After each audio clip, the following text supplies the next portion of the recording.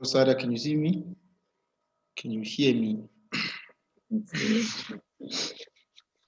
I can hear you. I can see you. I can't see you. Can you see me? Oh. No. Oh, can you see me now? I can see. Oh, I can see you definitely. All right. Okay. We have started our live streaming. So we are starting. Good evening, everybody. Tobela, assalamu alaikum, shalom, and welcome to the Africa for Palestine webinar series, live webinar series. We have started hosting this webinar series last year, not last year, when the lockdown started, and ever since we've been hitting the ground running.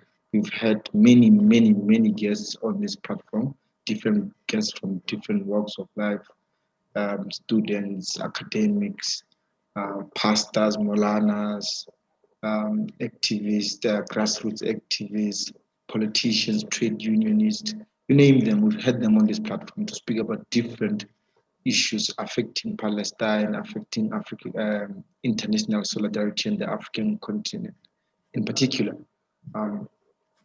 For those that are not familiar with us,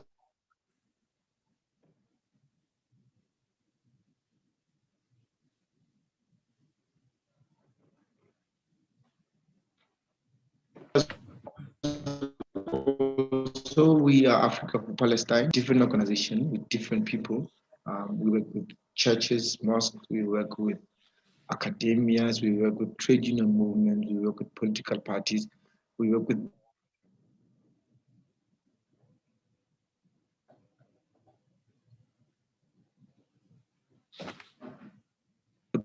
broader civil society movement. We're honored to have Sada Esop, a South African activist who was involved in the anti-apartheid struggle. And tonight she joins us to talk about the interfaith Palestinian experience and the interfaith Palestine solidarity.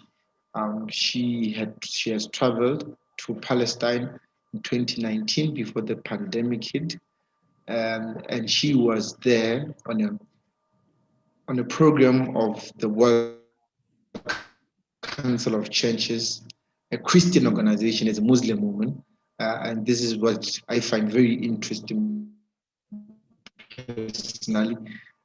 Sada. Hi, I think you're breaking up. Can you hear me? I can hear you now, but you're breaking up. Oh, I'm sorry. Surely it's my connection. I'm saying welcome to the Africa for Palestine webinar series. How are you feeling today? Oh, hi, good evening to everyone, and thank you for Africa for Palestine in having me as a former EA to speak about my experience. I'm well, thank you, and I pray that you're well too. Thanks. Can you just shortly just tell the audience who is Sada Esop? I know that one thing interesting about you is that you have written a book. So you just tell us, just shortly, just tell the audience who is Sada Esop. Okay. Good evening to everyone. My name is Saida, and I was born in rural South Africa in the Great Karoo in Beaufort West. And I have done many things in writing. I've schooled in Beaufort West until matric. After that, went to the University of Cape Town, to the Michaelis School of Fine Art, and studied fine arts. I also became involved in the 1980s and became a very active member of Bakalisa, a community arts collective. After that, I was also involved in poetry and published two anthologies of poetry, respectively, 1989 and 2010. Also became secretary of Weinberg Crisis, an organization founded during the state of emergency to assist and support parents who were charged with public violence. Was for some time the chairperson of the Beaufort West Museum, which is better known as the Chris Barnett Museum, and the collection. And in 2003, I was in collaboration with the Department of Social Development, founded the Karoo Gender Forum to address the scourge of violence against women and children in the Central Karoo region.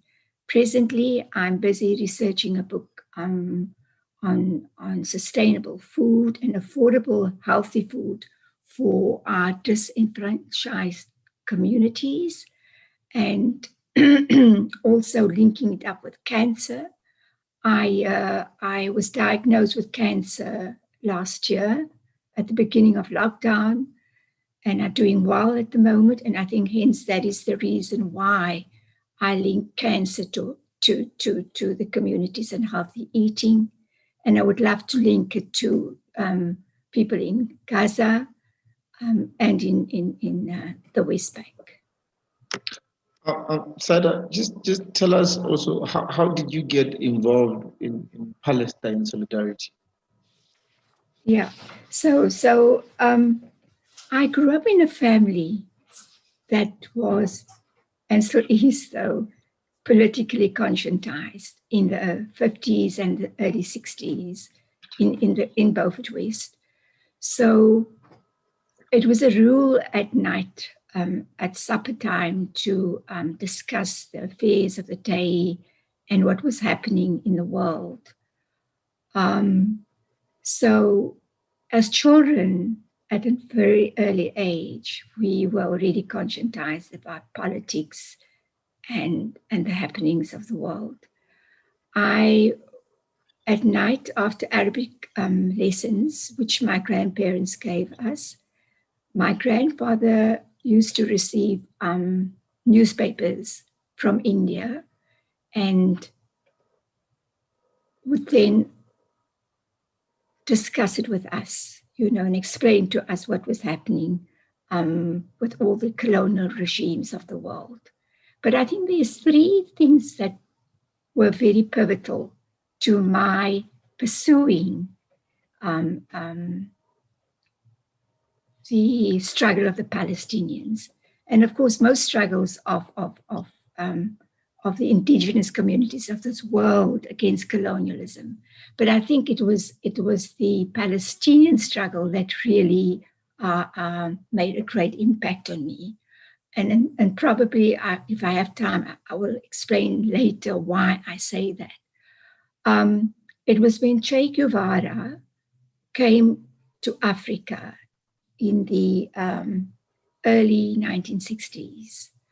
And he identified, in fact, the whole Cuban struggle, Fidel Castro, Che Guevara, and all the freedom fighters identified with the African struggle of colonialism, South Africa and the rest of Africa, but also with the South American struggle against colonialism, and importantly, the Middle Eastern struggle, especially the Palestinian struggle.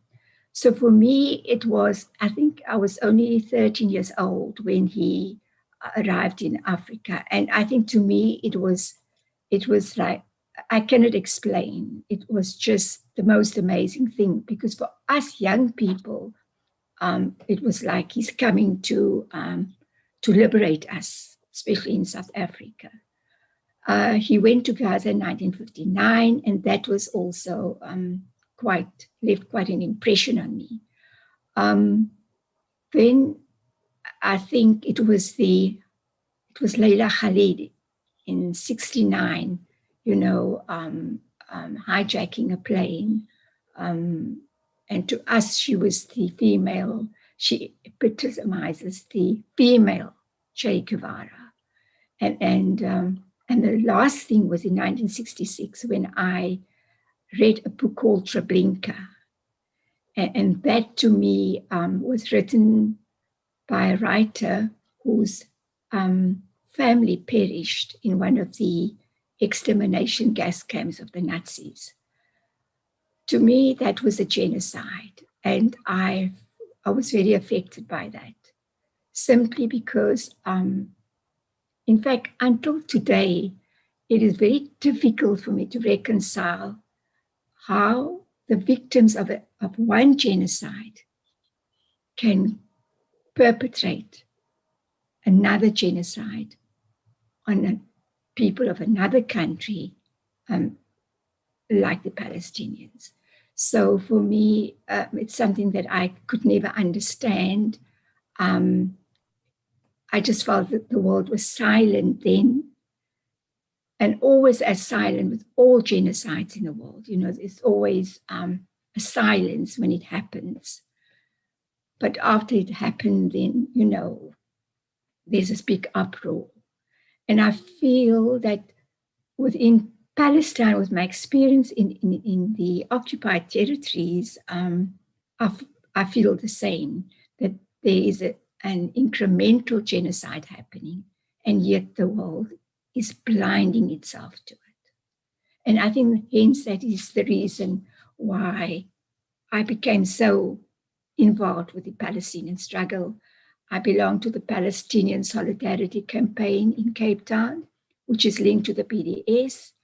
And I think, I think that is home to me now.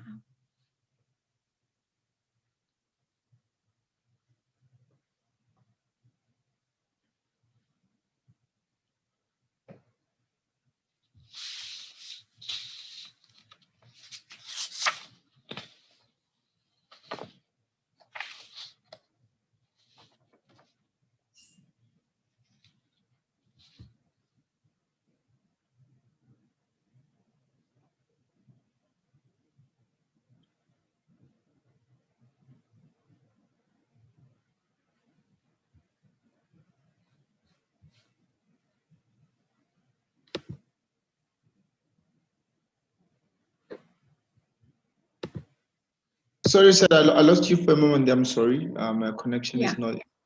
Sorry, I lost you. Just. Yeah. Sorry.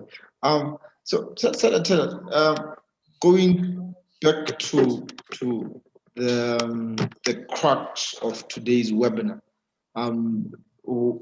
where you traveled to Palestine on a program with the World Council of Churches. Just tell us about that experience, that interfaith experience of solidarity, that experience of being a South African woman, a South African Indian woman in Palestine. Just give us a comprehensive account of your experience with that EA program of the World Council of Churches.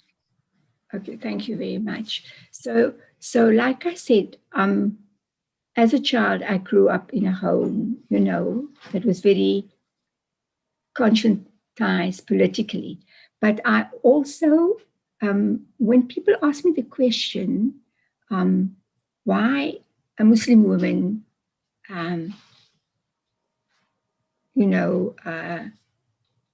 involved with a Christian organization like the World Council of Churches, we were taught not to look at color, creed, race, or religion. You know, we were taught to share a common humanity with people. So when we met people or we looked at people, it was always feeling that common humanity.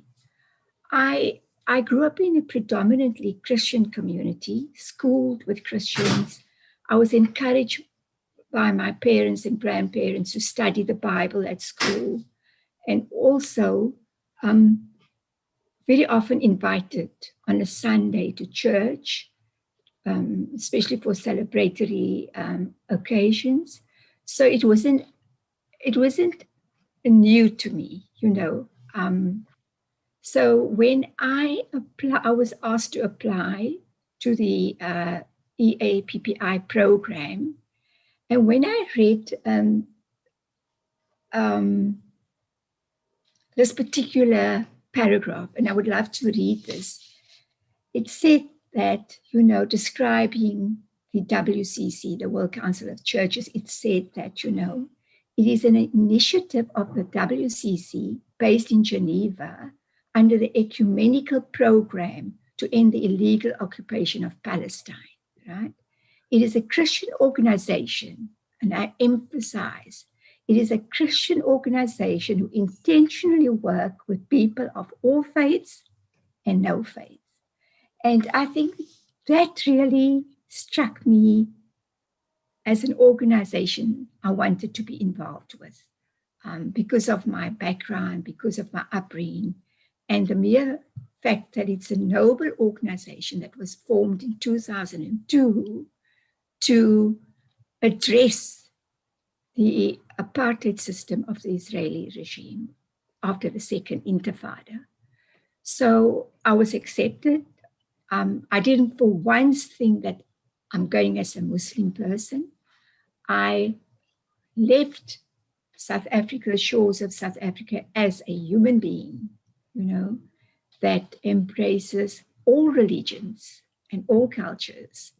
So arriving in, I think the WCC in Geneva were a bit feared for my safety in Tel Aviv, and also whether they would allow me in as a Muslim person. I also want to thank Dudu Masangu for giving me such intensive training here before I left, and for choosing me, and also the WCC. It was really such an honor to be part of the organization and to serve as an EAPPI member on the ground. So when I arrived, fortunately, arriving at Ben Gurion Airport in the early hours of the morning at about 3, I think my interviewer, which was a young Israeli boy, probably like 19 years old, dressed in army clothing, I think he was probably tired. I was also very tired after the long flight on Ethiopian Airlines. And then, of course, I was let through and received a 3-month visa.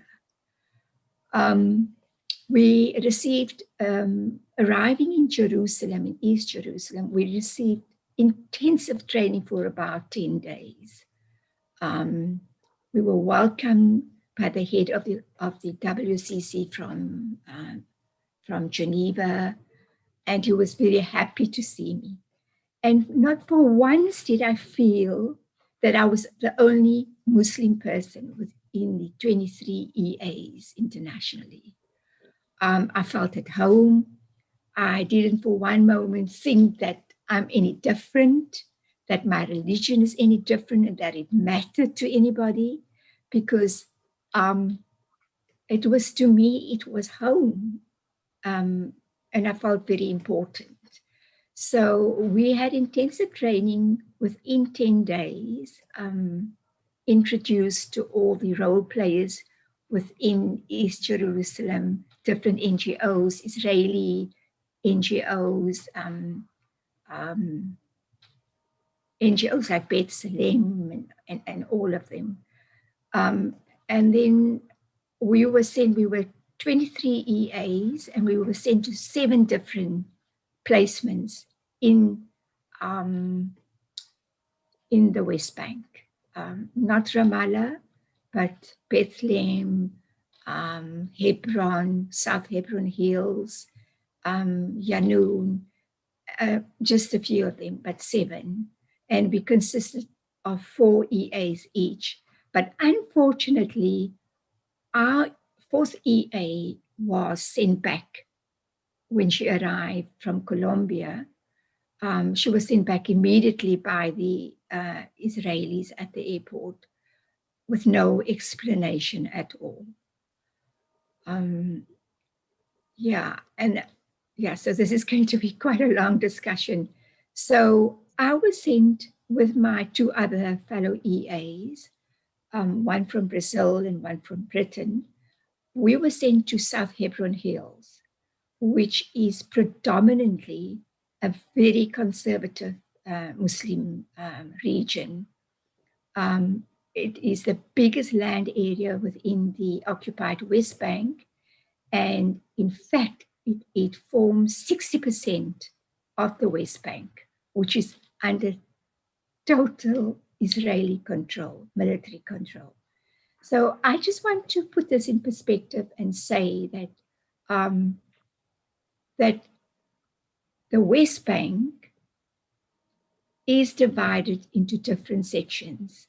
So we've got Area A, which is Ramallah, which is under total control of the Palestinian Authority, and Area B is in, which would be in a joint effort, control of the Israeli army and of the military, and of course the PA.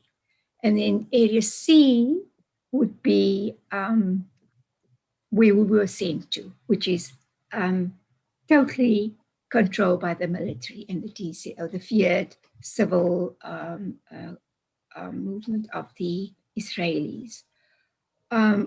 So our placement was in Yatta, which is it's very similar to a reserve, an enclave, which was under the control of the Palestinian Authority.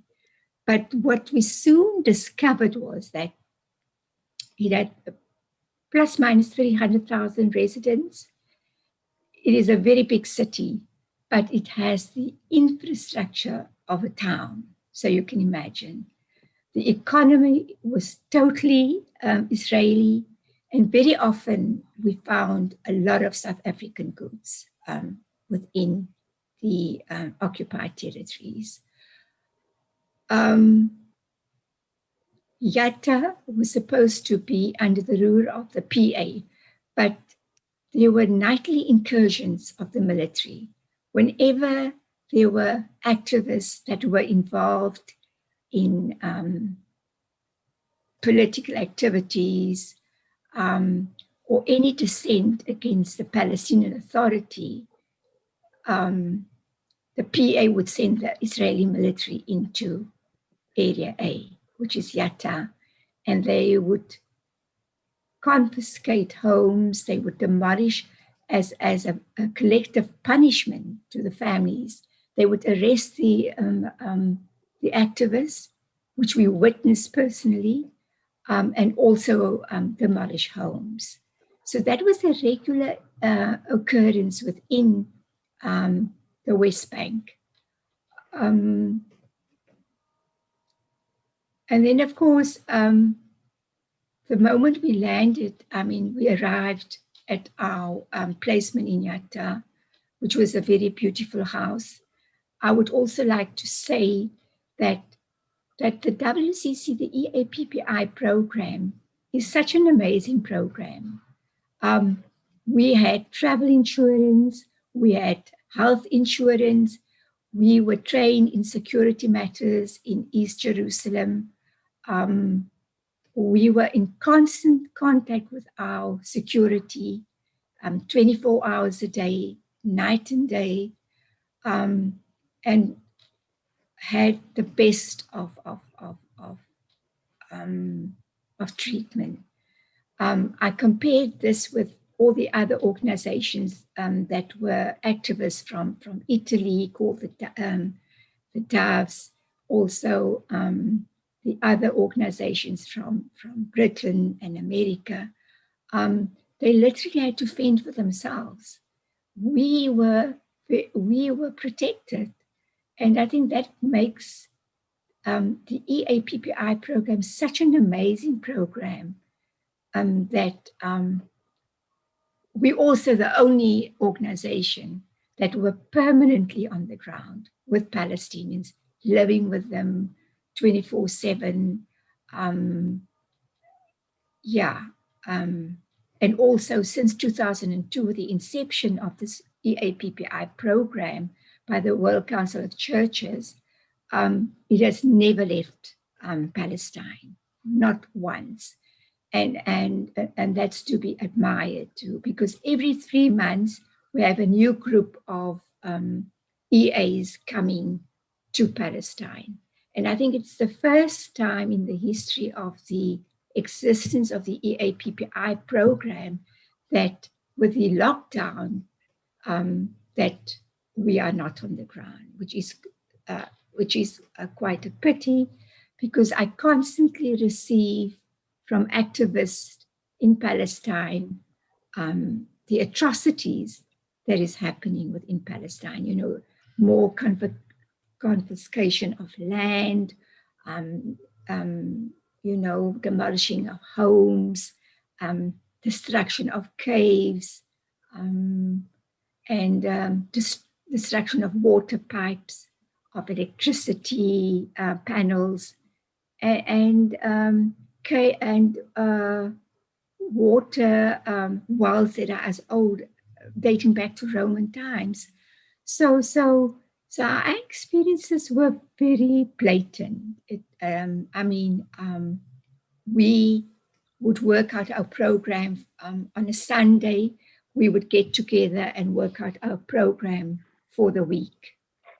And then early Monday morning, our driver and our interpreter and our contact within the Palestinian community would liaise with us what is important and what is not important.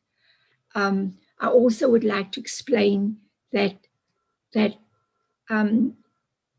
I think most of the inhabitants in the rural side, and I'm not talking about Hebron, the city, or Yatta, but the ones that are that own the agricultural lands, they are former Bedouins that were displaced by the military in 1948 from the Negev desert very violently, and they escaped to South Hebron Hills, where they bought land from the landowners of Yatta. Those landowners' land dates back for centuries already. But they escaped the rural side of South Hebron Hills to the enclave of Yatta to escape the military rule of the Israelis. What can I say is that, you know, my experience within, there's this lie that the Israeli regime is trying to sell to the world, is to say that there's this rift between Christian Palestinians and Muslim Palestinians. And also that it's not the Christians are not interested in liberation.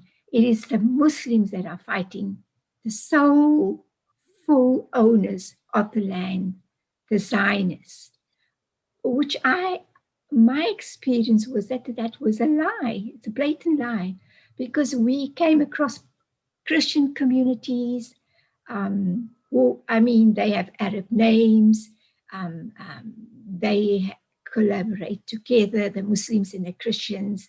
There's a lot of interfaith marriages taking place.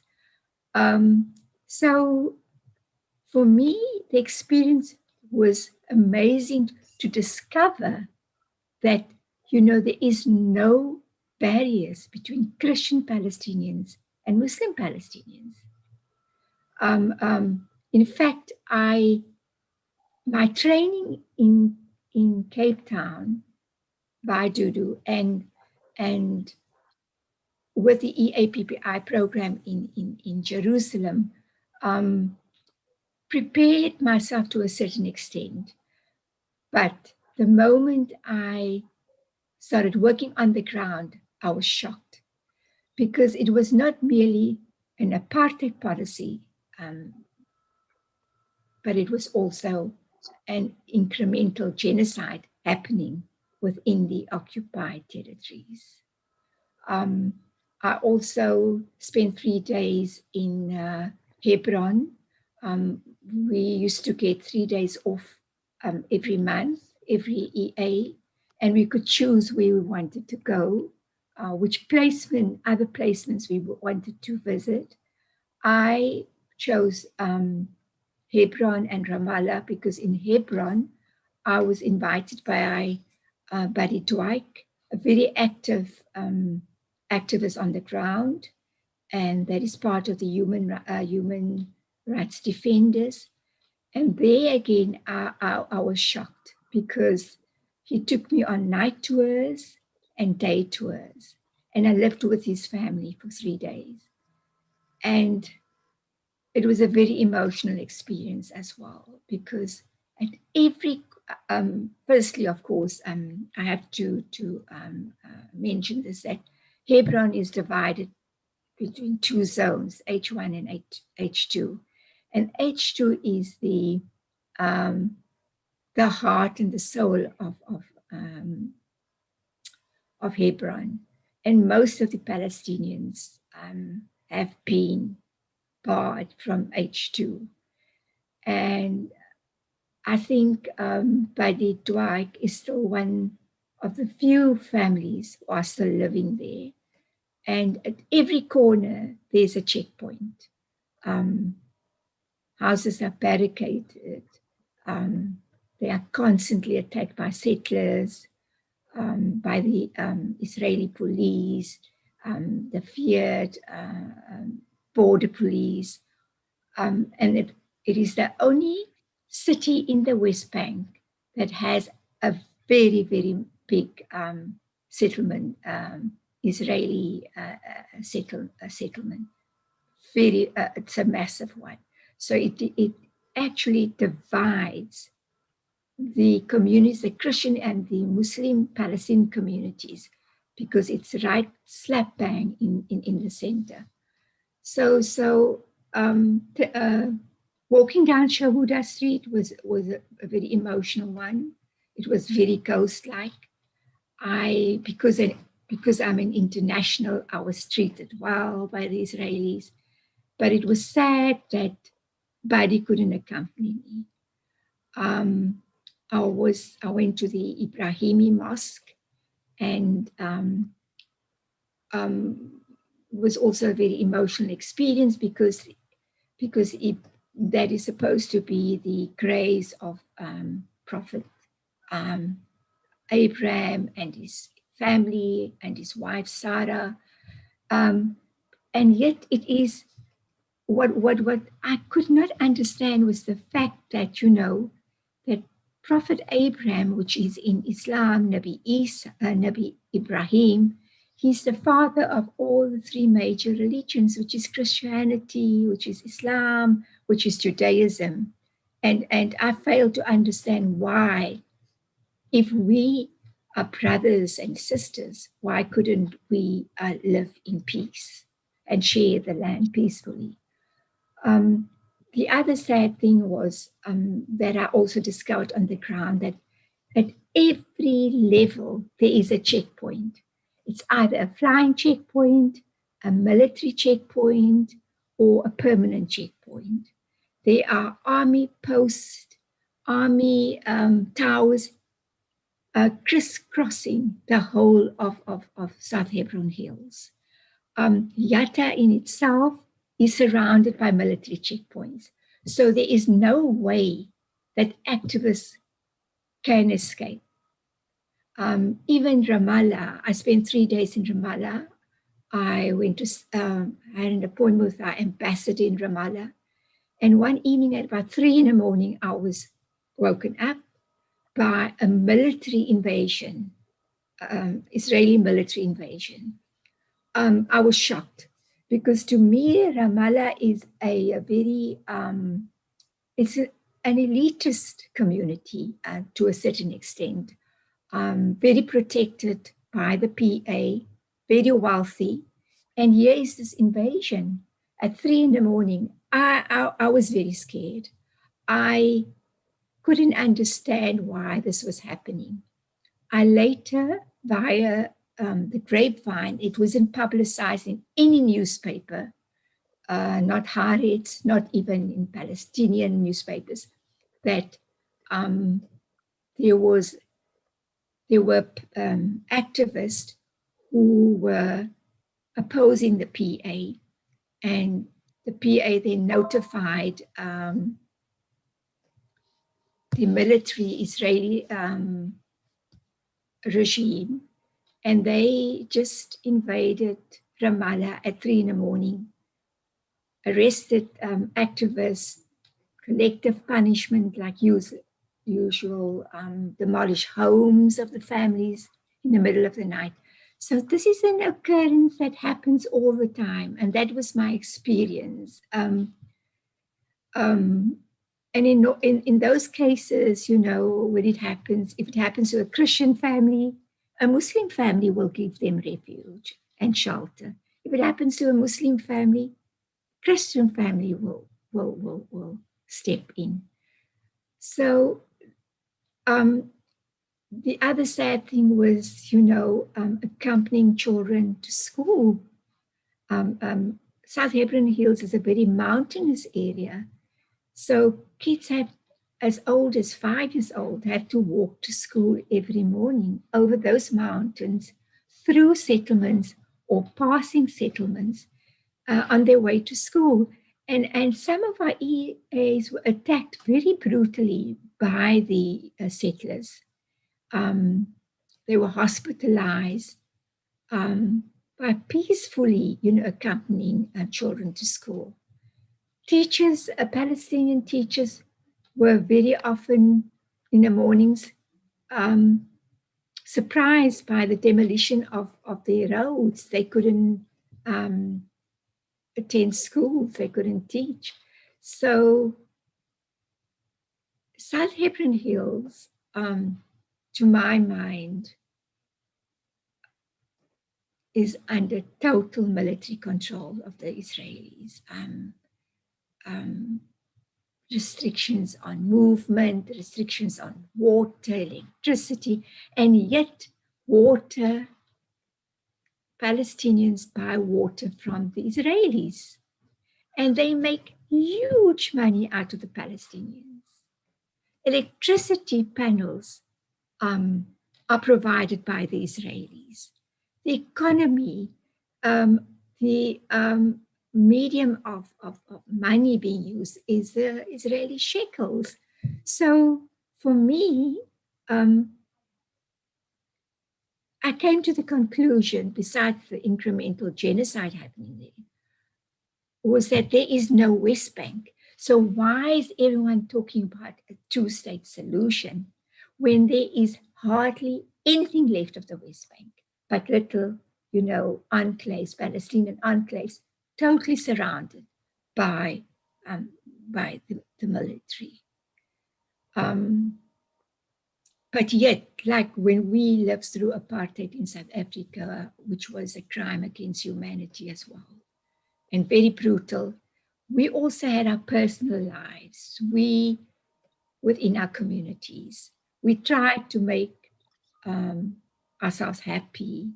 We had education, we could go to hospitals, even though it was separate development. But in Palestine, it's very hard to do that because each family has been affected either by demolitions or the incarceration of activists, and yeah, and especially at checkpoints. I mean, we manned every Friday. We manned the Meitar checkpoint, where about 2,000 to 3,000 workers go through the checkpoint to Israel within 1 hour. We witnessed the humiliation of people being turned away in the presence of their children. And one would think that Israel is probably like 100 kilometers away. Israel is just around the corner. I mean, the West Bank has been sliced up so intensely that, like I said earlier, there's no West Bank left anymore. There's no land for the Palestinians. And Sarah, thanks for that. Thanks for that Interesting that you do mention your life during apartheid and doing a little bit of a comparison. What I want to find out is, given your time that you grew up in apartheid South Africa, you experienced apartheid firsthand. Would you say that the Israeli military occupation of Palestine is similar to apartheid or even worse? It is worse. It is, to my mind, a genocide happening. It is worse in the sense that if you, I would like to read out something, which I did some research, and the reason why I'm saying that it's worse, and I'm not underplaying our apartheid. Our apartheid in our country was also a genocide. It was also a kind of ethnic cleansing and obviously a crime against humanity. But my experience in Palestine is far worse. With all my training, like I said earlier on, I wasn't prepared for that, for the facts on the ground. And I'd just like to read this if I do still have time. And this is, this has been stated by Francis Boyle, Professor of International Law.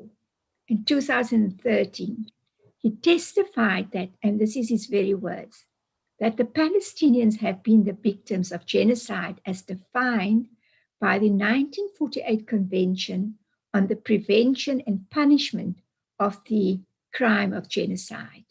He argues, for the past 6.5 decades, the Israeli regime and its predecessors, the Zionist agencies, the military forces, and the terrorist gangs, Israeli terrorist gangs, have ruthlessly implemented systematic and comprehensive military, political, religious, economic, and a cultural campaign with the intent to destroy a substantial part of the national, ethical, racial, and different religious groups, Jews, Muslims, and Christians, constituting the Palestinian people.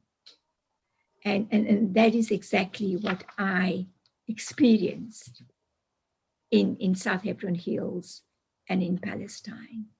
And in my mind, I'm an optimist. I believe that, that we cannot be silent anymore. And that is why organizations like the WCC, the EAPPI are relevant because they are exposing the crimes of the Israelis to the outside world. And I have to say, I am very proud to have served in this program. I do have something else to say, but maybe you have another question for me. Look, I just wanted for us to wrap up also with this last input, that as you've pointed out that Israel and others in the world want people to believe that there's a religious war that's been going on for ages in Palestine, which is a lie, because Christians and Muslims live side by side. What would you say to members of the audience who are watching today, especially those who are Christians, about Christian members of the Palestinian community and their situation as compared to their Muslim counterparts in Palestine? What would I say? Yes, I'm saying to the Christians, particularly the Christians in the African continent, who of course are fed a lie about how it's a religious war, Muslims are out to get Christians, and God is cursing Muslims, all that gibberish. So what would you say to them? I would say to them is that open your eyes and your ears. It is a lie. I know that Zionist Christianity is growing very rapidly on our continent and in South Africa. And we need to climatize ourselves to organizations like the World Council of Churches. We need to involve our clergy locally. And now I will speak about South Africa. We need to involve them and for them to become involved with the WCC and the ecumenical programs. It is imperative and incumbent upon us to seek the truth. And that the only way is, it's not easy to travel to Israel and to get a visa, but the only way I would say to Christians and to, that they don't have to fear Muslims, because it is not a religious issue. It's about survival. It is about the stealing and the pilfering of indigenous land of the Christians and the Muslims in historic Palestine and in the West Bank. So Israel has effectively poisoned the mind of Christians around the world, and especially those in our country that are turning to Zionism as well and favoring Zionism. I would say, please, if it is possible, join every possible organization that you can in this country. Africa for Palestine, Palestinian Solidarity Campaign in Cape Town, PSA, and BDS. And most importantly, as well, start speaking to each other,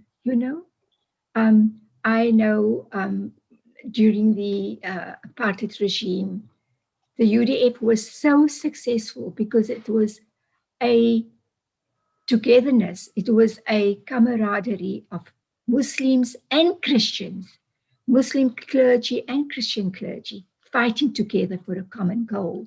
And so why should we not do it now? Why are we fighting each other? And that is what the Israelis want us to do. I would also advise our young people to if they have 3 months to spare, even older people, apply to the APPI program and go see and experience for yourself what is happening in Israel, Palestine. I would also urge our government, not to only pay lip service and just occasionally say that we're supporting the Palestinian struggle, the Christian and Muslim and minority struggle in Palestine, but to actively start boycotting goods, supporting BDS, supporting Africa for Palestine, PSC, PSA, and all the organizations on campus, and really put their money where their mouths are.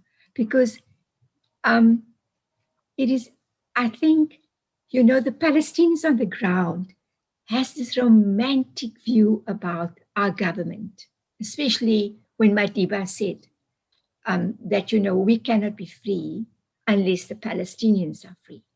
And they idolize Madiba because wherever I visited communities on the ground, the first thing when they heard that I was South African and I was from Madiba's family, I was so important. They treated me with such respect, and they really believe that our government is going to be their salvation, and our government will be the government in the world that will push the Israelis to free Palestine. And so I think it's important that our organizations, our Palestinian organizations, push government and involve government now, not to support Zionist Israel. Sada, thank you very much for that as well. I'm not sure if you have closing remarks, you can give those as well.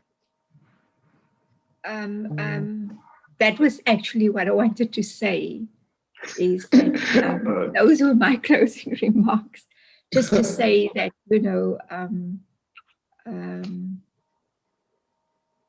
I think for me, having experienced the APPI program through the World Council of Churches and through our coordinator, Dudu Masangu, I just feel that I am still in awe and I'm still not over this experience. And I feel it is important that we support this program because it is a program not only for Christians, but for Muslims and others.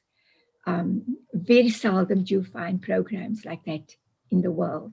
And and let us, apply and take part in this, apply and get the opportunity to go to Israel and Palestine and experience the truth. Thank you. Saida, thank you very much for honoring our invitation, accepting our invitation to join this webinar series. We really appreciate it in Africa for Palestine. This video will be saved on our YouTube channel. It will remain also on our Facebook page, and on our Twitter account. So our audience who are listening and watching, for future reference, you can check back this video. You can tell others to come check it. It will still be there. Said again, thank you very much for accepting this invitation, and we really appreciate having you on this series. I also want to thank you for having me on your program. I really do appreciate it. Thank you. Okay. Thank you very much, Said, and have a good night. You too.